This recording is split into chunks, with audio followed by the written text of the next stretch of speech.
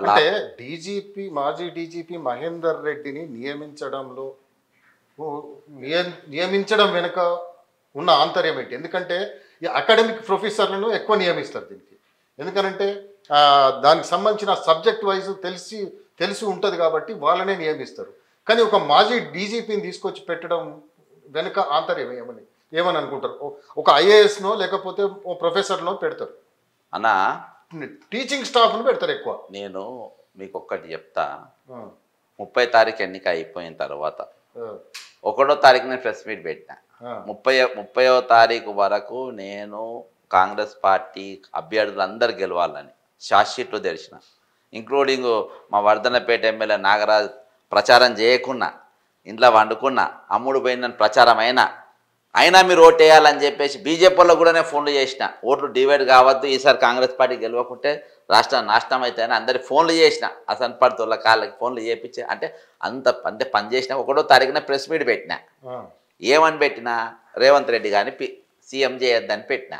ఎందుకు పెట్టినా? ఇటువంటి నియామకాలు ఉంటాయని నాకు ముందే తెలుసు కాబట్టి, ఇటువంటి నియామకాలు జరుగుతాయి కాబట్టి నాకు ముందే తెలుసు కాబట్టి జరగబోయే మేధావి అని ఎవరు అంటారు, జరగబోయే నష్టాన్ని ముందే పసిగట్టగలిగే వాడిని చెప్తారు. ఈ నష్టం ఆ రోజు నన్ను అందరూ విమర్శించుకున్నారు. నేను 30 తారీఖు వరకు కాంగ్రెస్ పార్టీగానే పనిచేసిన.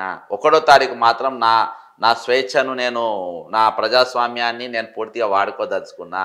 ప్రెస్ మీట్ పెట్టి నన్ను ముఖ్యమంత్రి చేస్తే డేంజర్ ఉంటుందని చెప్పిన. ఈరోజు కేసీఆర్ గడిలో తీసుకున్నటువంటి వ్యక్తిని తీసుకొని వచ్చి, ఆయన దగ్గర ఉన్న కోవిదలలో ఒకరిని తీసుకొని వచ్చి ఈరోజు టీఎస్పీఎస్ చేసినామని అంటే అది మామూలు విషయం కాదు. అది ఎవ్వరు కూడా జీర్ణించుకోలేకపోతున్నారు. ఒకటి కాదు, చాలా నియామకాలు. కోదండరాంకు ఎమ్మెల్సీ ఏందన్నా?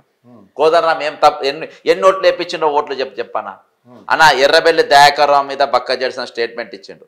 ఎర్రబెల్లి దయాకర్రావు అనేటోడు కమలాపూర్లో ఎంపీడీఓ మీద అనుచితంగా వ్యాఖ్యానిస్తే మహిళా కమిషన్లో ఢిల్లీ కేసు లేచి 3 సంవత్సరాలు నేను అది కేసు నడిపించిన. సరే, అది పెద్ద ఎత్తున నా మీదనే రౌడీ షీట్ అది ఇది అని తరుణ్ జోషి రాస్తే అదొక ఎపిసోడ్. నాతో దగ్గర ఉండి రాపించారు. 1-2 కాంగ్రెస్ వాళ్ళు ఆయనతో కుమ్మక్కయ్య కూడా నా మీద రాపించారు. ఒకటి. రెండవది, శ్రీనిధి STREE శ్రీనిధిలా 5,400 కోట్ల రూపాయలకు పైన ఉన్నట్టు ఆ బడ్జెట్ ఉన్నటువంటి నడిపిస్తే ఎండి విద్యాసాగర్ రెడ్డి అనేటువంటి ఎటువంటి ఆర్డర్ కాపీలు లేవకుండా 40,000 ల్యాప్టాప్లు 40,000 ట్యాబ్లు కొన్నారు, 10,000 ల్యాప్టాప్లు కొన్నారు, 70 లక్షల సిమ్ కార్డులు VIAT సిమ్ కార్డులు కొన్నారు. ఇలా దాదాపు కొన్ని 100 కోట్ల రూపాయలు ఎర్రబెల్లి దయాకర్ ట్రస్ట్ పేరుతోని పాలకుర్తికి పోయినాయి. అక్కడ దాని మీద మొత్తం అవన్నీ ఆయన పెడుతున్నట్టుగా సినిమా పబ్లిక్ చూపెడతా అని పబ్లిక్ నేను అక్కడ షార్ట్ షీట్ ఓపెన్ చేసి పబ్లిక్ చెప్పినామన్నా. మనం ఇచ్చినాం. కోదండరాం ఏ స్టేట్మెంట్ ఇచ్చిందని పాలకుర్తి కాంగ్రెస్ పార్టీ గెలిచిందన్నా? ఎవరు కొట్లాడినా గెలిచిందన్నా? వినయ్ భాస్కర్ మీద ఎవరు ఇచ్చిందన్నా? ఎర్రబెల్లి మన అరూర్ రమేష్ మీద ఎవరు ఇచ్చిందన్న షార్ట్ షీట్లో? నాతో మాట్లాడానికి ఒక్క నాయకులు భయపడ్డారు. అంతా ఏది వీడు బీఆర్ఎస్తో ఇంత భయంకరంగా కొట్లాడుతుండ్రు, బీఆర్ఎస్తో సంబంధాలు ఉన్న నాయకులు నన్ను చూసి భయపడ్డారు. ఆ రేంజ్లా కోదండరాం ఎన్ని ఓట్లు వేయించినా ఎమ్మెల్సీ గవర్నర్ కోటాలు ఎమ్మెల్సీ ఇస్తారన్నా? ఏం యుద్ధం ఆయన ఏపించిన ఓట్లు లెక్క చెప్పు. పాలకుర్తిలో నేను 18,000 వేయించిన, హనుమకొండలో నేను చెప్తే 18 ఓట్లు వేసిండ్రు, కరీంనగర్ నా ఓట్లు 22,000 ఓట్లు వేసిండ్రు. చెప్పని లెక్క. ఈయన వేసుకొని పెద్ద ఉగులాడుతా అంటారు. ఏం చేసిన కోదండరాం? ఎక్కడ పడ్డాయన చెప్తే ఓట్లు? ఎక్కడ చెప్తే పడ్డాయన ఓట్లు? ఆయన ఏడవ యుద్ధం చేసిందన్న బీఆర్ఎస్ తోని, ఎన్ని కేసులు వేసిందన్న బీఆర్ఎస్ తోని. నాతో రమ్మని బహిరంగ చర్చ కోదండరాంను మాట్లాడదాం. ఉస్మానియా యూనివర్సిటీలా ఉస్మానియా యూనివర్సిటీ నాశనం అయితే అంటే ఏ రోజు పోయినరు? ఈరోజు ఉస్మానియా యూనివర్సిటీలోకి వెళ్ళి మధ్యలోకి వెళ్ళి మొత్తం బ్రిడ్జ్ చేసుకుంటా బయటికి పోతా, బ్రిడ్జ్ చేస్తా ఉంటే ఒక దిక్కు 100 ఎకరాల అటు పోతా ఉంటే అక్కడ పోయి మాట్లాడండి ఎప్పుడన్నా కోదండరాం? ఆడ వ్యాపార సంస్థలకు ఉస్మానియా యూనివర్సిటీ భూములు లీజ్కి ఇస్తా ఉంటే మాట్లాడండి ఐసిపాయి. ఆడ బడ్జెట్ ఈరోజు 40 కోట్ల రూపాయల లోటు బడ్జెట్తో ఉస్మానియా యూనివర్సిటీ నడుస్తూ ఉంది. కేవలం జీతాల వరకు వేస్తూ ఉంటే పోయి మాట్లాడండి వాళ్ళ తరఫున. ఈరోజు ఉస్మానియా ప్రభుత్వ యూనివర్సిటీలు మొత్తం నాశనం అవుతా ఉంటే, ప్రైవేట్ యూనివర్సిటీలు లేపుతా ఉంటే ప్రభుత్వం ప్రయత్నాలు చేస్తే ఏ రోజు గలం ఎత్తిండా? ఏ రోజు గలం ఎత్తిండు? సేఫ్ సైడ్ గేమ్స్ ఆడుకుంటా ఏ రోజు మేఘా కృష్ణారెడ్డి అనేటోడు దొంగ కాళేశ్వరం చేపట్టి నాశనమైంది. దాదాపు 1,125 కోట్ల రూపాయలు ఈరోజు తెలంగాణ సొమ్ము నాశనం అయిపోయిందని చెప్పేసి ఏ రోజున మేఘా కృష్ణారెడ్డి గురించి పేరు తీసి మాట్లాడిండా ఈ సిపాయి? మాట్లాడిండానా? అంటే ఎందుకు మాట్లాడలేదు అనుకోవచ్చు. ఎవరు ఆయన? నేను చెప్తా, ఆయనతో పక్క వాళ్ళ డైరెక్షన్ లో పనిచేసిన వాడు అన్న వీళ్ళంతా మేధావులందరితో వాళ్ళందరూ కేసీఆర్ కబంధ హస్తాలలో ఉన్నోళ్ళు, వాళ్ళ హస్తాలనే ఉన్నోళ్ళు. అప్పుడప్పుడు డ్రామా ప్రాక్టీస్ నడుస్తూ ఉంటాయి. ఏదో పోలీసు వాళ్ళు అటాక్ చేసినట్టు, బల్లరిలో కొట్టినట్టు, వీళ్ళని పట్టుకపోయినట్టు ఓ 2-3 ఫోటోలు వస్తాయి కానీ వీళ్ళు పీకింది ఏం లేదు, వీళ్ళు కొట్టాయింది ఏం లేదు. అర్థమైందానా? ఈ రోజు నిరుద్యోగుల తరపు నిలబడ్డది ఎవరన్నా, గలమెత్తింది ఎవరన్నా, మాట్లాడింది ఎవరన్నా, ఎక్కడికి వచ్చిందన్నా వీళ్ళు? నేను చెప్తున్నా కానా, ఎన్నిసార్లు మాట్లాడినా అంటున్నా నేను. ఈ రోజు ప్రభుత్వం వెళ్ళిపోయింది, మేము గెలిచినాం కాబట్టి ఎన్నో మాట్లాడుతాం. నేను చేయబట్టి వచ్చింది. ఒకటి 6 ప్యాక్స్ పెడతాడు, ఒక 3 ప్యాక్స్ పెడతాడు. బొంగుండ ప్యాక్ లేదు, అంతా సింగిల్ ప్యాక్ కానిలే.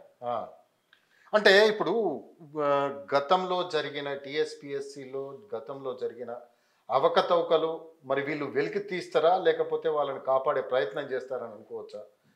99% తీయరనా? తీసేది ఉంటే ఈ పాటికి సిట్ నివేదిక ఇన్ని రోజులు ఎందుకు కావాలనా? పాత ఏఆర్ శ్రీనివాస్ అనేటోని తీసిండ్రు. నేనే కోర్టు కేసు నేనే నడుపుతున్నా, నేనే పిటిషనర్ను సిబిఐ ఎంక్వైరీ పెట్టమని. అడ్వకేట్ జనరల్ ఇచ్చిండ్రు. ఇప్పుడు అడ్వకేట్ జనరల్ కాంగ్రెస్ పార్టీ అని వచ్చింది. అడ్వకేట్ జనరల్ అడిషనల్ జనరల్ ఇద్దరు కూడా రజనీకాంత్ రెడ్డి, ఆయన ఎవరో సుదర్శన్ రెడ్డి, ఇద్దరు కూడా మనోళ్లే కదా, ఇద్దరు రెడ్డిలో పెట్టిండ్రు కదా కొట్టాడమని.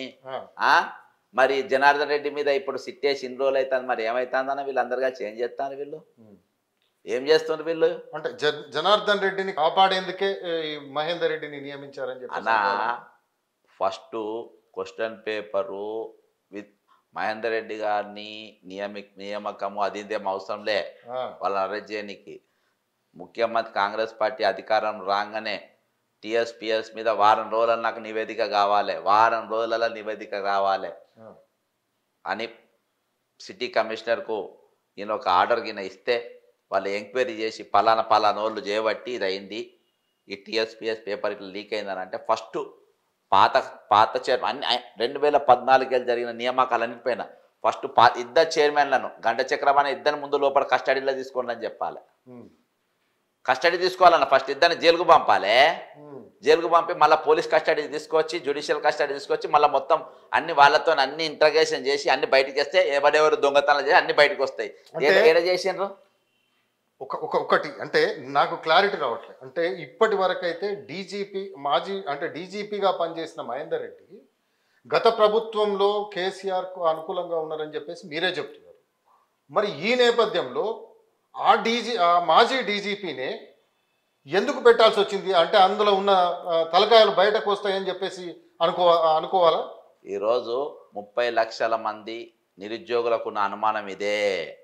వాళ్ళని కాపాడనికేనని పెట్టిండ్రు అన్నా. నేను ఒకటే చెప్పిన, నేను సింగిల్ పాయింట్ రెండు పేర్లు వాళ్ళని కాపాడడానికంటే రేవంత్ రెడ్డి కుమ్మక్కైండి అనుకోవాలా? అలా నేను నా 1వ తారీఖు ప్రెస్ మీట్ పోతే ఏమేమి కాబోతుందో ముందే చెప్పినా అని చెప్తలేనా? నేను కొత్తగా నువ్వు నన్ను అడుగుడేంది? ఏం జరుగుతుంది, ఎవరెవరితో భాగస్వామ్యం ఉన్నది, ఎవరెవరితో ఇది ఉన్నది, ఎవరెవరితో దోస్తాను ఉన్నది అని చెప్పి నేను 1వ తారీఖు బాజాప్తా ప్రెస్ మీట్ 1:30 ప్రెస్ మీట్ లైవే నడిచే. అలా దాచిపెట్టిందే ఉన్నది. ఇవన్నీ నేను ముందే చెప్పినా కదా, మీరు ఇవాళ అడుగుతున్నారు. 1వ తారీఖు మొత్తం ఇంకా చాలా జరుగుతూ ఉంటాయి. ఇవాళ కాళేశ్వరం మీద ఇంత పెద్ద చర్చ జరుగుతుంది కానీ ఎవరి పేర్లు రావు. నేను ఇంట్లో కూడా ఈ విషయంలో కూడా నేను చెప్పేది ఒకటే, ఇందులో ఫస్ట్ జనార్దన్ రెడ్డి ప్రభుత్వం రాగానే ఫస్ట్ వారం రోజులలో జనార్దన్ రెడ్డిని గంట చక్రపాణి ఇద్దరిని అరెస్ట్ చేసేది ఉండే. వీళ్ళ పీరియడ్లో జరిగిన ప్రతి పేపర్ లీక్ అవుట్ అయింది కాబట్టి వీళ్ళ మీద ఎంక్వైరీ చేసేది ఉండే. దాని మీద చేయకుండా మీరు టీఎస్పీసీ బోర్డు ప్రక్షాళన చేసి వాళ్ళని తీసేసి వాళ్ళు రాజీనామా చేసేటట్టు చేసి మీరు ఇమీడియట్గా ఈ బోర్డు వేయడం వల్ల ఉన్న ఆంతర్యం ఏమిటి? వాళ్ళ మీద యాక్షన్ ఏం తీసుకున్నారు? మీరు యాక్షన్ తీసుకోకుండా మీరు కొత్త కమిటీ వేయడంలో ఆంతర్యం ఏముంటుందని ఈరోజు బహిరంగ కనబడుతుంది కదా, వాళ్ళ సేవ్ చేయడానికి కనబడుతున్నట్టు. ఈరోజు ఒకవేళ నిజంగా వాళ్ళని ఇప్పుడు కొత్త డీజీపీ మన కొత్త చైర్మన్ గారు వాళ్ళ కమిటీ అందరు కలిసి లేదు వెంటనే వీళ్ళ మీద యాక్షన్ తీసుకోవాలని చెప్పేసి వీళ్ళు సిఫారు చేసి వాళ్ళ మీద ఏమైనా పోలీస్ కంప్లైంట్ వాళ్ళు ఇచ్చి మా పేపర్లో లీక్ అయినాయి పాత పీరియడ్లా వీళ్ళ మీద యాక్షన్ తీసుకోమని ఇస్తారా అని అంటే అదొక ఎక్స్ట్రాడినరీ అవుతుంది. ఆ ఎక్స్ట్రాడినరీ నిర్ణయం వీళ్ళు తీసుకుంటారా అనేది నాకు డౌటే. అంతేనా? గతంలో అంటే ఎలక్ట్రిసిటీ సంబంధించిన దాంట్లో కూడా అదే జరిగింది కదా, పాత చైర్మన్లకు సంబంధించి. ప్రభాకర్ రావు అంటాడు ముఖ్యమంత్రి మీటింగ్ పిలుస్తే రాలే. ఏ ధైర్యంతో రాలేదన్నా? ఎందుకు రాలే? ప్రభాకర్ రావు అనేటోడు సిఎండి ప్రభాకర్ రావు ముఖ్యమంత్రి మీటింగ్ పిలిస్తే ఎందుకు రాలేదు? ఏ ధైర్యంతో రాలేదు? నువ్వు రాలేదు మరి అప్పుడు అవినీతి జరిగిందని ముఖ్యమంత్రి గారే చెప్పిండ్రు, మరి ఆయన ఎందుకు పట్టుకుంటలేరు, ఎందుకు అరెస్ట్ చేస్తలేరు, ఎందుకు విచారణ జరుగుతలేదు చెప్పండి అన్న. ఇవన్నీ చెప్పండి. అలా ఉన్న శ్రీకాంత్ అనేటోడు ఏది జంకోలో ఉన్న శ్రీకాంత్ అనేటోడు హెచ్ఆర్ రాత్రి రాజీనామా చేసి ఎందుకు పోయిండు? హెచ్ఆర్ రాజీనామా చేసి పోయిండు కదా, ఎందుకు పోయిండు వెళ్ళిపోయింది బయటికి? అంటే మన చట్టాలు ఉన్నాయి, సమర్థవంతమైన పోలీస్ యంత్రాంగం ఉన్నది, వీళ్ళ మీద యాక్షన్ ఏం తీసుకుంటే లేదు. తెలంగాణ పోలీసులతో మనం వట్టి డ్రంక్ అండ్ డ్రైవ్లు పట్టించుకున్నారు, పిటి కేసులు పట్టించుకున్నా, వేరే పనులు లేవు, పెద్ద పెద్ద పనులు చెప్పారా వాళ్ళకు? సహోదర పెద్ద పనులు చెప్పారా? ఇటువంటి ఎంక్వైరీలో పట్టుకోనికి లేరా? ఎందుకు అంత ఫ్రీగా వాళ్ళని వదిలేస్తుండ్రు?